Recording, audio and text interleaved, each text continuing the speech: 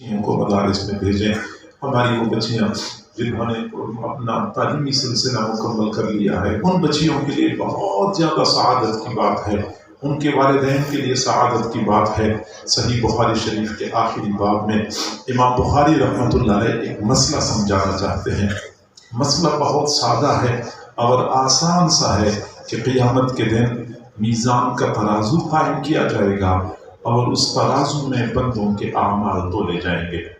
جس کا نیکیوں کا پلڑا بھاری ہو گیا وہ سعادت مند ہو جائے گا، جس کا برائیوں کا پلڑا بھاری ہو گیا وہ شقی اور بدبخت بن جائے گا.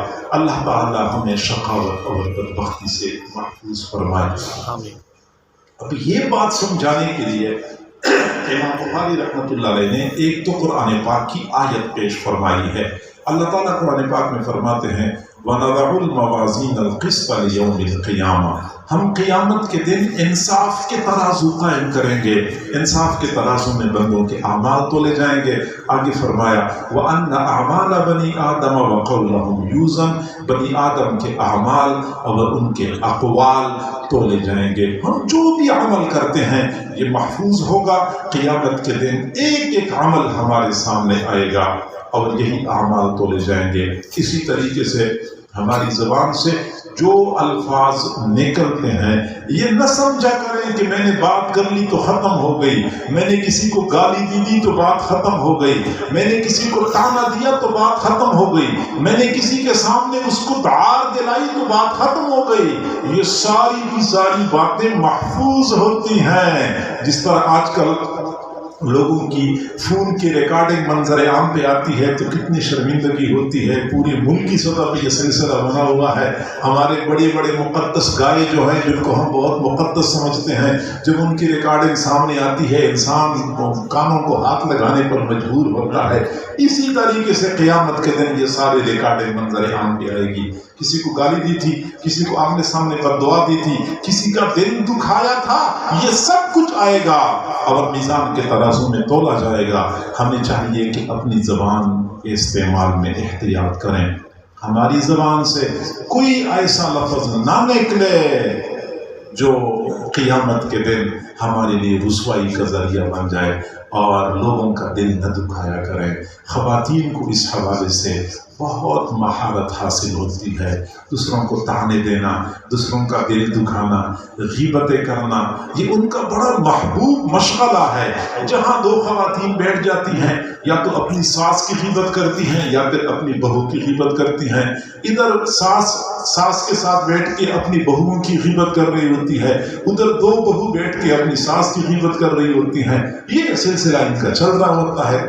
جب آمنے سامنے ہوتی ہیں ایک دوسرے کو طعنے دیتی ہیں. طعنے ایسے عجیب و غریب ہوتے ہیں، بندہ حیران رہ جاتا ہے کہ یہ الفاظ کہاں سے ان کے دلوں میں القاء ہوتے ہیں. خاتون اپنے خاوند سے کہہ رہی تھی کہ یا اللہ آپ کو مار دے یا اللہ مجھے بیوہ بنا دے، یا اللہ آپ کو مار دے یا اللہ مجھے بیوہ بنا دے. ان کو بات کرنے کا طریقہ آتا ہے، پتہ نہیں کہاں سے یہ لوگ سیکھتی ہیں.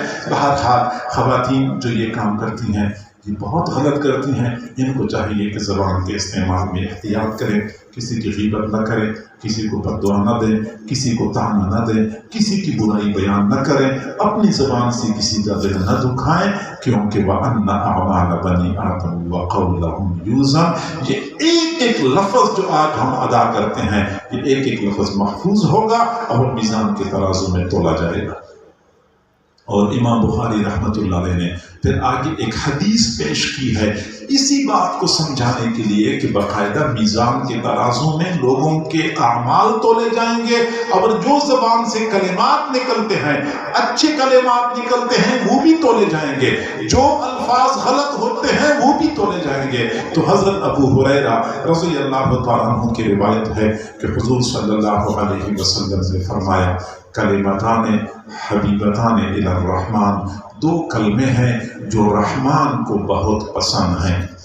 خفیفتان علی اللسان، وہ کلمے بہت آسان ہیں ادا کرنا، ان کلموں کا یاد کرنا، ان کا بولنا، ان کا ذکر کرنا کوئی مشکل نہیں ہے۔ ثقیلتان فی المیزان، اور میزان کے ترازو میں بہت بھاری ثابت ہوں گے۔ وہ کون سے دو کلمے ہیں؟ سبحان اللہ و بحمدہ، ایک تو یہ کلمہ ہے سبحان اللہ و بحمدہ، دوسرا کلمہ سبحان اللہ العظیم، سبحان اللہ و بحمدہ، سبحان اللہ العظیم۔ آپ بھی ساتھ پڑھ لیں، سبحان اللہ و بحمدہ، سبحان اللہ العظیم، سبحان اللہ و بحمدہ، سبحان اللہ العظیم۔ یہ کلمات ہیں، ان کو یاد کرنا کوئی مشکل نہیں ہے، یاد کر لیں اور کثرت سے پڑھا کریں، کیونکہ یہ میزان کے ترازو میں بہت بھاری ثابت ہوں گے۔